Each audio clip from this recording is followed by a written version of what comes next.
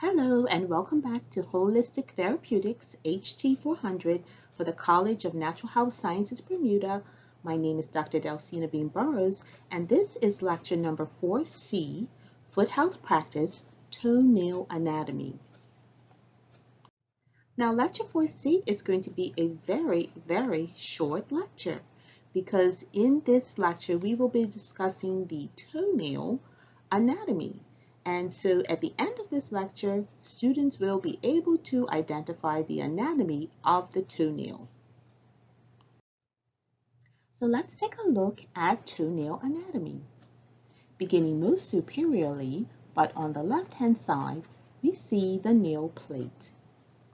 And traveling inferiorly, but still on the left, we see the cuticle, which is also referred to as the aponeuchium. Traveling a little bit to the right, but still inferiorly, we see the root matrix, which is just under the skin. And just above that, we see the lunula. When we go superiorly, but more medially, we see the hyponychium, which is the skin under the free edge of the nail.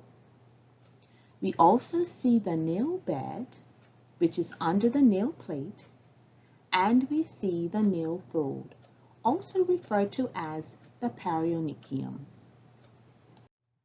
And with that, we have reached the end of this lecture. See, I told you it was going to be short. So for assignment 4C, I'd like for you to draw and label the parts of the toenail.